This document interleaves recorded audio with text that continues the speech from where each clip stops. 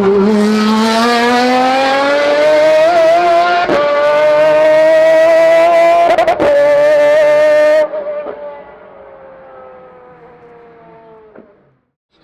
jetzt konzentrieren wir uns erstmal auf den Start der Tabellenführer. Hinter sich Zentral blau, vierte Position für Luis Henkefett, zwei Positionen dahinter Fabian Klein. Die grüne Flagge und die Atmen sind an. Wenn die ausgehen, geht's los. Der Sprint auf die erste Kurve, ab geht's. Die 99 kommt gut weg, Hanke. Und die 17 stößt er gleich von ihnen vor. Das ist Luis Henkefett, der Boden gut machen will und das auch schafft. Ist schon vorgegangen auf die 3 vorbei an Mega Hickel. Leichte Wettbewerb hier.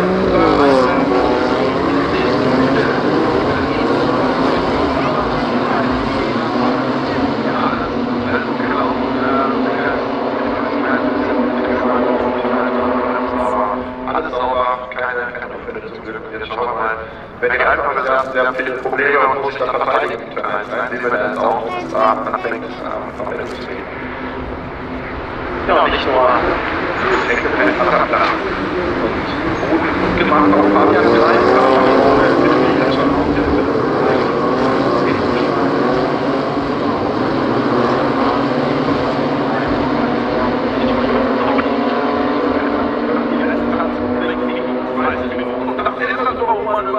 überaus vorbei an Fabian Klein und um die meisten. Scheint wieder alles okay zu sein.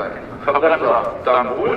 Vergleich an komischer Stelle, aber die 54 Max Minuten hat nach wie vor die Nase vorn. Sauber geht er rein in die.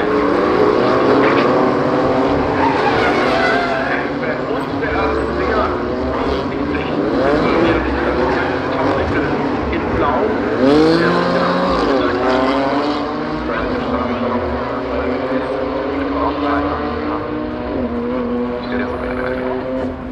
Schauen wir das Ganze nochmal. 99 zwar wieder die falsche Seite, aber auf dem Bildschirm braucht er etwas mehr Schwung und kommt auch noch eine Runde später am Zweitplatzierten vorbei. Also 2 Plätze gut gemacht in 2 Runden.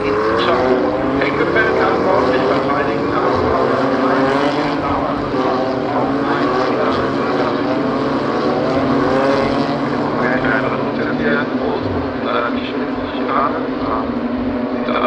Plätze gut, 2 im letzten Umlauf liegt jetzt schon auf Rang 5, ging zuletzt vorbei an Fabian Klein. Genau, starke Sekunde über seine Hände. Aber die anderen, glaube ich, mit der Stunde eingezogen. Nein, gegen Kameraden gleich auf die 3.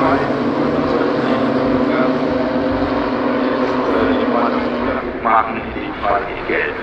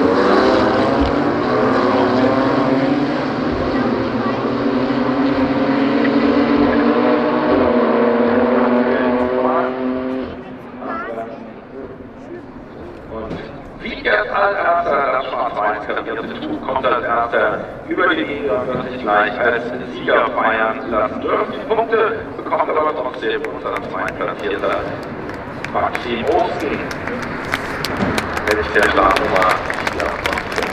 Nikolas Hanke auf 3 gewertet, die Startnummer 99.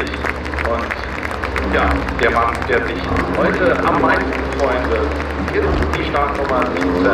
Das ist Zentral, der neue Champion im Zweikampf, was heißt neu, der erste Champion im deutschen M2.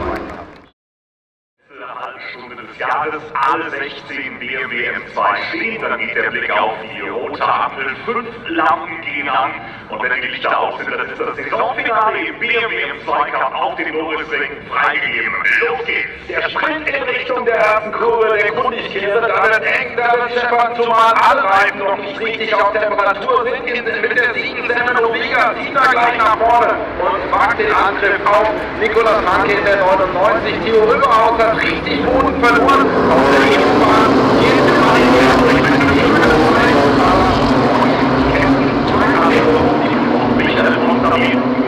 Mit Abflug und Einschlag in die Reifenstapel Ausgangs der Kundigkehre Osten ist der erste Spitzenreiter, weil der ganz clever außen rumgefahren ist, was bei Rodrigo Almeida, der muss ein Schöller ist von der Strecke, also im Gegensatz zu gestern viel Michael von Sabienski da aneinander geraten ist. Das nochmal der Blick auf die Bergungsmaßnahmen der Marshalls, die hier wirklich unglaublich engagiert sind, der gesamte Aufwand, der hier betrieben wird, seitens des Motors. Über die Linie, allen voran Maxim Osten in Führung, vor Hanke und Omega in Gelb, überaus dahinter in Grün, Attacke jetzt in Richtung Kurve 1.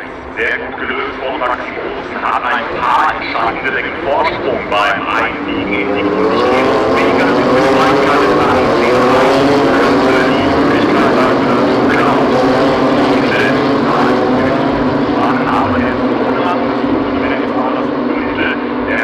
erstmal hinter Niederländer ein und bleibt damit auch mit einer engeren Linie ein bisschen Schwung verloren und der ist natürlich entscheidend bei diesem komplett identischen Auto. Omega blockt auf der Innenbahn ab, überaus gehen außen rum. Kann ja die Regeln gesehen haben.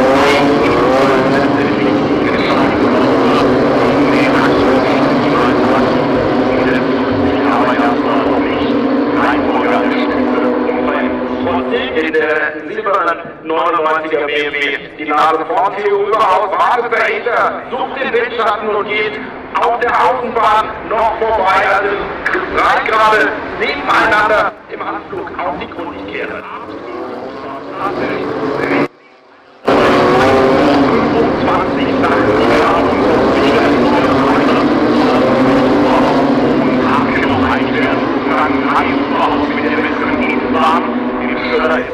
25 unser Spitzenreiter die Karten. Ja, und auf der hinten Seite an Seite die 43 vom Vizemeister im Spiel, Fabian Krein und Colin Karisani auf der Innenbahn mit der besseren Linie bei der Abgrenze auf die Kundigkehre. Er wird den Anker auf den Spitze nach Mittelmann. Karisani also auf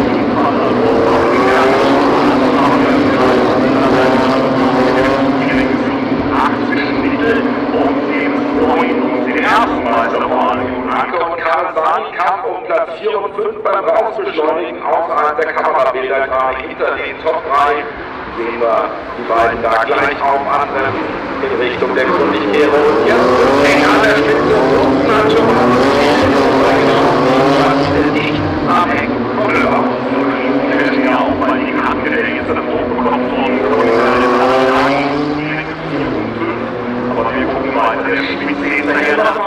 Theo Überhaus kreuzt sie als erster vor Maxim Osten zum zweiten Mal gleich auf dem Podium. Du hast angesprochen, und Semmelowega in dieser Saison zum dritten Mal auf dem Treppchen, diesmal auf Rang 3. Was für ein tolles Finale im BMW M2 Cup. Die Autos fahren über die Linie, befinden Fabian Kreim auf der 6. Position hinter unserem Champion gestern. Hat er sich so weit aufgemacht hat. reicht ein 5. Platz, ihm hätte auch ein 10. gereicht und er wäre trotzdem Champion. Hier sehen wir ihn, Louis Henkefett. Gratulation an den Mann im BMW mit der Startnummer 17 in Blau. Der erste Champion in der Geschichte des neuen BMW M2.